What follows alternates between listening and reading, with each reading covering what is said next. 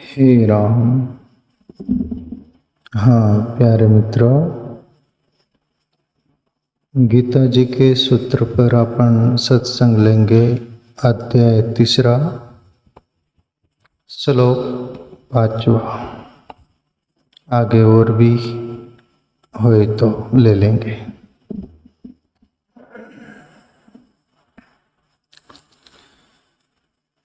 न हि कच्चित् क्षणम् अपि जातु तिष्ठति अकर्मकृत् कार्यते हि आवस कर्म सर्व प्रकृति जे गुणे। अर्जुन, निसंदेह कोई भी मनुष्य किसी भी काल में क्षण मात्र भी बिना कर्म किए नहीं रहता, क्योंकि सारा मनुष्य समुदाय प्रकृति जनित गुणों द्वारा प्रवश हुआ कर्म करने के लिए बाध्य किया जाता है। अब एक एक बातें हम समझने का प्रयास करिएगा प्यारे मित्रों। प्रभु श्री कृष्ण बोल रहे अर्जुन से, जैसे कि अर्जुन, कोई भी मनुष्य मात्र बिना कर्म किए एक सेकंड भी, एक क्षण भी नहीं रह सकता।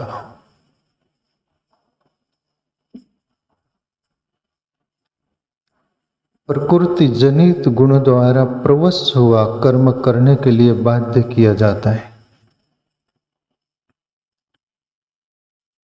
प्रकृति जनित गुणों द्वारा मतलब उसके प्रवश, मतलब उसका अर्थ क्या, इसमें बारीकी से समझे तो हम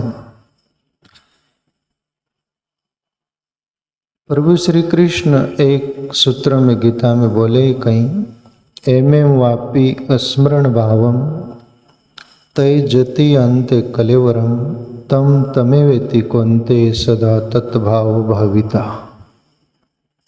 अर्जुन, जिंदगी भर मनुष्य जो कर्म करता है, जिस प्रवाह में जीता है, अंतिम समय वो प्राण तज रहा होता है, ये शरीर त्याग रहा होता है, तब जिंदगी भर जो कर्म किया, जिस प्रवाह में वो प्रवाहित रहा,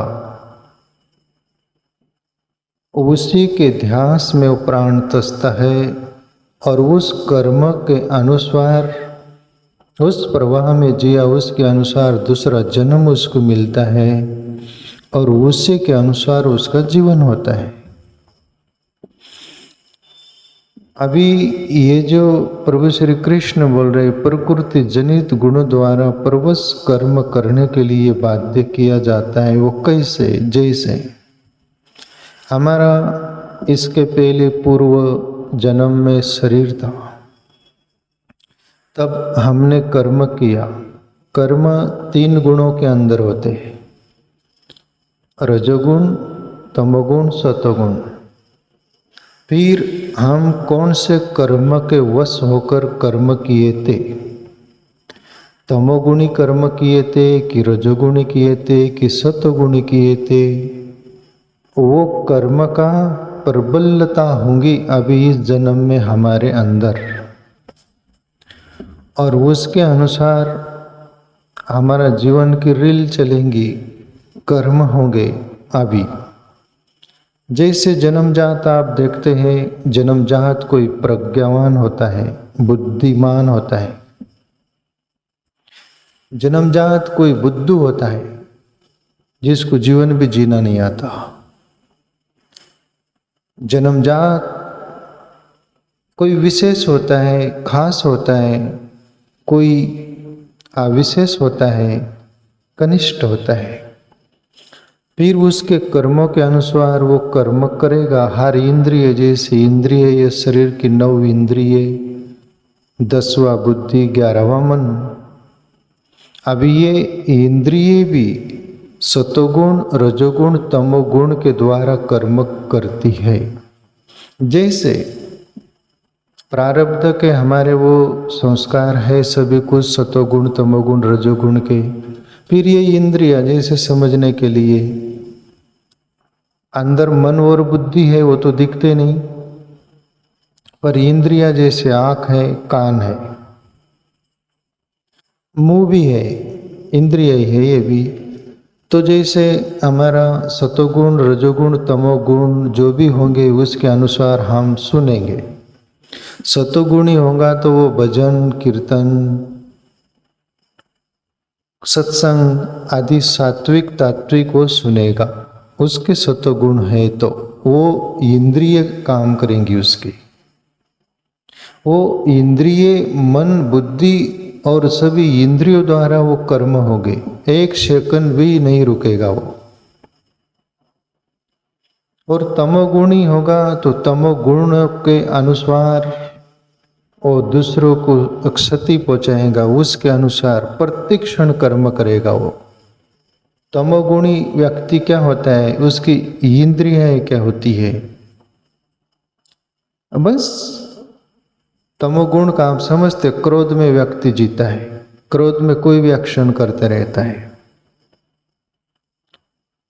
फिर तमोगुणी होगा तो आंखों से भी वही देखेगा, वो तमोगुण जैसा ही किसी की तरफ देखेगा भी तो तमोगुणी रहेगा, आंख चढ़ाए चुड़े सब कुछ रहेगा उसका। और रजोगुणी होगा तो इन आंखों से रजोगुणी ही कृत्य वो करेगा, बाकी करेगा रुकेगा नहीं वो। सतोगुणी होगा तो इन आंखों से सात्विक तात्विक ही देखेगा,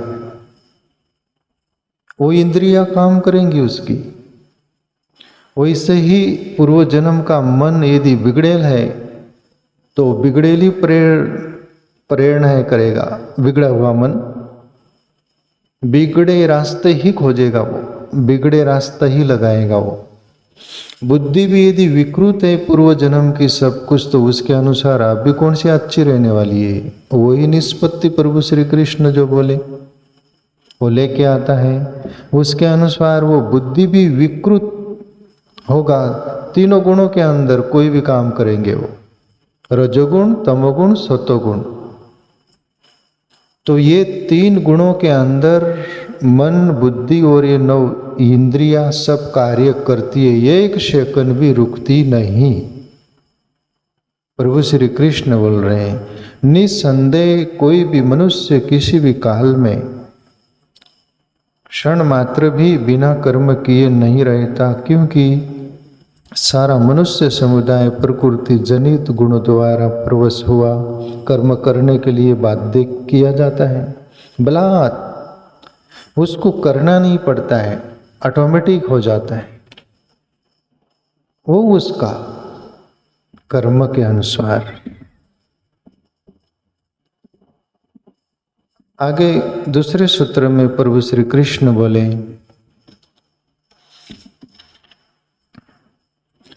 कर्मेन्द्रियाणि संयम में ये आस्ते मनसा स्मरण इंद्रियार्थान विमूढ़ात्मा मिथ्याचार स उच्यते। आप प्रभु श्री कृष्ण दूसरे सूत्र में बोलते हैं जो मूढ़ बुद्धि मनुष्य समस्त इंद्रियों को हाटपूर्वक ऊपर से रोककर मन से उन इंद्रियों के विषयों का चिंतन करता रहता है वह मिथ्याचारी अर्थात दंभी कहा जाता है। अभी जैसे बलात् एक लोकाचार फॉर्मेलिटी होती है, लोक दिखावा, अंदर दाम्भिकता होती है, मिथ्याचारपना होता है, अंदर कुछ है बाहर कुछ है। ये मिथ्याचारी व्यक्ति और दाम्भिक व्यक्ति ही करता है, तथा व्यक्ति नहीं करेगा, तथा कथित व्यक्ति करेगा। तथा का अर्थ होता ज्यों का तो अंदर जो है वो बाहर। प्रभु श्री कृष्ण जैसे एक जगह गीता में बोले हैं अर्जुन मेरा भक्त अंदर से भी शुद्ध रहता है और बाहर से भी शुद्ध रहता है, अंदर से भी क्लीन बाहर से भी क्लीन। इसको बोलते हैं तथातः। और एक तथाकथित, उसको ये प्रभु श्री कृष्ण बोल रहे हो दाम्भिक मिथ्याचार करता है। कैसे? अभी ये बोल रही कि जो मूढ़ बुद्धि मनुष्य समस्त इंद्रियों को हठपूर्वक ऊपर से रोककर मन से उन इंद्रियों के विषयों का चिंतन करता रहता है, ऊपर से बलात् रोक के रखता है, पर अंदर तो जैसे वो रेस में लोग खड़े रहते हैं ना, भागने वाले लाइन से रहते वो नंबर चलते 1 2 3 4 हो जाता है ना, और 0 हुआ कि भागे, 0 हुआ कि भागे, तब तक वो भागते नहीं। ऐसा ही ये दाम्भिक मिथ्याचारी बलात् इंद्रियों को रोक के रखता है, पर अंदर मन से उसका चिंतन करते रहता है। मिथ्याचारी उसको बोलते जैसे मैं तुम्हारी तरफ देख रहा पर सोच क्या रहा हूं, मैं देख रहा हूं अच्छा, और मन क्या सोच रहा है मेरा, वो मिथ्याचार और दाम्भिकता होती है। ये तथाकथित लोगों की प्रवृत्ति होती है अर्जुन, और तथाकथा जो होता है उसका जो भी बार क्रियाक्रम होगा, जैसे यहाँ पर उदाहरण लेना चाहे अपन तो राजा जनक, रोग भोग मह राखे हो गोही, राम ही बिलोकत प्रगटे हो सोई, एक चौपाई है रामायण की, इसमें सब बात आ जाती है। राजा जनक के बारे में आपको मालूम है कि राजा जनक राजमहल में रहते थे, पूरा ऐश्वर्य के साथ जिंदगी थी, पर अष्टावक्र के शिष्य थे, ब्रह्म ज्ञानी अष्टावक्र थे, और राजा जनक भी ब्रह्म ज्ञानी हुए। जिसका गुरु ब्रह्म ज्ञानी हो तो उसका शिष्य ब्रह्म ज्ञानी न हो, तो ऐसा हो भी नहीं सकता। और राजा जनक राजमहल में रहते हैं, ऐश्वर्यपूर्ण जिंदगी है, कोई राजा ही बोलेगा, और राजा की तरह ही रहे वो, पर अंदर से योगी थे, परमात्मा में स्थिर थे, ब्रह्मज्ञानी थे। लोगों के लिए तो, जो ऐसे दाम्भिक प्रवृत्ति के लोगों के लिए तो राजा जनक भोगी व्यक्ति लग रहा है, राजमहल में रह रहा है, सब ऐश्वर्य भोग में जी रहा है। पर राजा जनक राजमहल में रहकर इंद्रियों के कार्य करते हुए, सभी कुछ उसमें विचरते हुए, वो इंद्रियातीत होकर जीवन था उनका। ये दाम्भिक और मिथ्याचारी नहीं होते। और दाम्भिक सब कुछ छोड़ छाड़ कर अलग भी हो जाएंगे, फिर भी दाम्भिक और मिथ्याचारी मन से उसका चिंतन करेंगे। जैसे कुछ कुछ लोग होते हैं, प्रैक्टिकली मैं सुना भी, देखा भी, कोई साधु भी बन गए तो कोई ग्रस्त 2 पैसे वाले हो, सब तरह से जो ऐश्वर्य बाहर से बाह्य जगत का होता है ना, फैसिलिटीज, उसके प्रारब्ध कर्मों से वो है उसको। अब तू जोगी बना, साधु बना, उनको स्तुति करते हुए ऐसे साधु को मैंने देखा और सुना, आप तो हमारे से भी अच्छे हैं, आपको कोई कमी नहीं, धन की कमी नहीं, सब तरह की, मतलब सब बात करते हो, आपको कोई कमी नहीं, मतलब उसको कोई कमी नहीं, तू साधु बन गया, तेरे को कमी है, ये तो यही बता रहा है ना वो। और वो तेरे पास आशीर्वाद लेने आया, 2 शब्द सुनने आया, और तू उसको बोल रहा है कि आप तो संपन्न हो, आपको तो कोई कमी नहीं, आप तो अच्छा है, ऐसा है वैसा है। ये सामने वाले व्यक्ति को बोलना चाहिए, पर यह साधु बोलता है कभी कभी, ये लाचार, ये सत्य से अनभिज्ञ, ये दाम्भिक और मिथ्याचारी। और तथाकथित या प्रेसिडेंट हो, प्राइम मिनिस्टर हो, कोई भी हो, वो भी आनंदमयी माँ के चरणों में बैठते हुए मैंने देखा, मैं पहले भी बोला आपसे, बच्चे की तरह, तुम अच्छे हो बुरे हो, हाँ अच्छे कार्य करो इतना बोलते हो, अच्छे रास्ते चलो, सत्य की खोज करो इतना बोलेंगे हो, तुम मान हो कि ऐसे हो तैसे हो, फिर तुम कौन हो? जो हीरा को जाना नहीं, पत्थर को जान रखा, वो पत्थर की स्तुति करेगा। करीब करीब दुनिया जिसके पास ऐश्वर्य है, सब तरह की संपन्नता, वो हाथ में पत्थर ही पकड़ रखा है। प्यारे मित्रों, हीरा वो पकड़ रखा है, सत्य परमात्मा का जो अनुभव किया वो हीरा, इसलिए पत्थर उसके आगे गौण होता है। हम हीरा को देखे नहीं, हीरा के बारे में पता नहीं, पत्थर को ही जानते, पत्थर को ही पकड़े रखते हैं। फिर ये दाम्भिक प्रवृत्ति हुई। तो कहने का तात्पर्य प्रभु श्री कृष्ण बोले अर्जुन वो तथाकथित है, वो तथा था नहीं। इसलिए ही संत महापुरुष बोलते तुम ध्यान धारणा साधना करके भजन करके उस अवस्था में पहुंच जाओ जहाँ जनक राजा पहुंचे। सभी ऐश्वर्य में है, ऐश्वर्य में है, पर कमलवत है।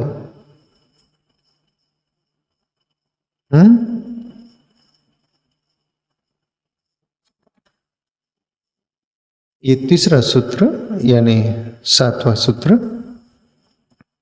ये तो इंद्रियाणि मनसा नियम में आरंभते अर्जुन कर्मेंद्रिय कर्मयोगम आसक्तस विशिष्यते।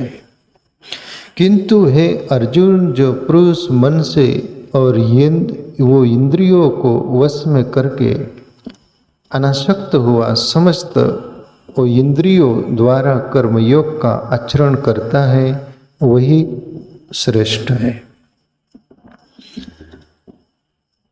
अर्जुन से प्रभु श्री कृष्ण बोल रहे कि मन से इंद्रिय के जो विषय होते हैं, इंद्रिया के विषय जो होते, जो मन से ही वो विषयों को सब तज दिया, यानी तज्जे हो गए, यानी त्याग दिया या छूट गए जिनके, अर्जुन वही असल में सच्चा त्यागी है और वो श्रेष्ठ है। वहाँ दाम्भिकता नहीं, मिथ्याचारी नहीं, वो तथा ज्यों का तो है। वैसी वाली बात हो गई। वो जैसा कोई व्रत उपवास करे, कुछ खाने को नहीं है तो व्रत उपवास हो गया, और जिसके पास खाने को फुल है, सब कुछ है, फिर भी व्रत उपवास है। ये व्रत उपवास की बाह्य की मैं बात आपको समझ में आए इसलिए बोल रहा हूँ, पर बोलना मैं ये चाह रहा हूँ अंदर का जो सहज त्याग हो गया, उससे परे हो गया, वही सच्चा त्याग है। वही व्यक्ति मिथ्याचारी नहीं और दाम्भिक नहीं। बाकी बाहर से बलात् कंट्रोल करके रखना, लोगों को दिखाना, और अंदर से मन से वो इंद्रियों का विषयों का चिंतन करना, ये सच्चा श्रेष्ठता नहीं है ना प्यारे मित्रों।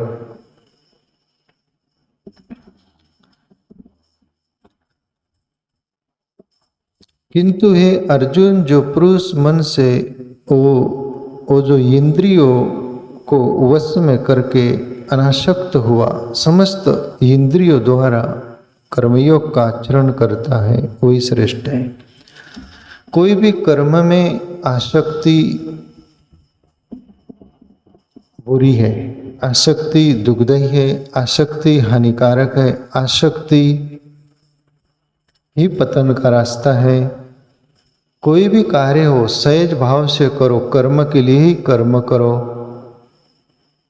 उसमें आसक्त मत हो। आपने कर्म किया, हुआ ठीक, नहीं हुआ ठीक, आपने कर्म किया, उतना आपको समाधान होगा, उस समाधान में रहिए, यानी समतौल जो, यानी दोनों पलड़े समान जैसे देखिए आप। पर आपको संतोष हो रहेगा कि मैंने कर्म किया है, वो लाभ हुआ ना हुआ कोई फिक्र नहीं, मैंने किया है, वो है अनासक्त भाव। आखिरी एक सूत्र ले लें, नियतम कुरु कर्म तवम कर्म जयायो ही कर्मण शरीर यात्रा भी चित्ते न प्रसिद्धियत कर्मण। अर्जुन तू शास्त्रविहित कर्तव्य कर्म कर, क्योंकि कर्म न करने की अपेक्षा कर्म करना श्रेष्ठ है। तथा कर्म करने से तेरा शरीर निर्वाह भी नहीं हो सिद्ध होगा। प्रभु श्री कृष्ण यहाँ एक शर्त रख के बाद बोलते हैं अर्जुन से और अपन सबके लिए भी।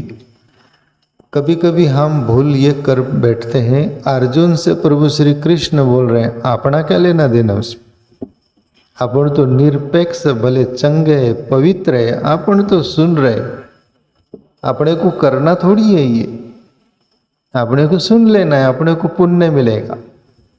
आप पुण्य के लिए बैठे रहते, आप पुण्य कमाना चाहते हैं, पुण्य से पार नहीं होना चाहते। और परमात्मा ये जो सब बातें चल रही ये पुण्य से परे है, न पापम न पुण्यम न सुखम न दुखम। ये सब छोड़कर ही वो सत्य तक पहुंचा जा सकता है। और ये पाप पुण्य सभी को सुख दुख छोड़कर, सभी की वो आशा छोड़कर ये ग्रहण करके विशेष रूप में साधना करके भजन करके वो अनुभव करके वो हमारा अनुभव हो जाएगा। फिर सहज वो इंद्रियातीत मन से पार हो जा सकते हैं जीवन। तो प्रभु श्री कृष्ण बोले अर्जुन शास्त्र विहित कर्म करें, शास्त्र से विपरीत नहीं। शास्त्र जो भी बोलेंगे तो वो धर्मयुक्त ही बोलेंगे, सत्ययुक्त ही बोलेंगे, शुभ ही बोलेंगे, बुरा नहीं बोलेंगे। तो शास्त्रविद हम जो भी कर्म करेंगे वो भला होगा। और कर्म करना चाहिए प्यारे मित्रों, कर्म को छोड़ नहीं देना चाहिए। जैसे प्रभु श्री कृष्ण बोले अर्जुन बिना कर्म का तुम्हारा शरीर का भी निर्वाह नहीं होगा,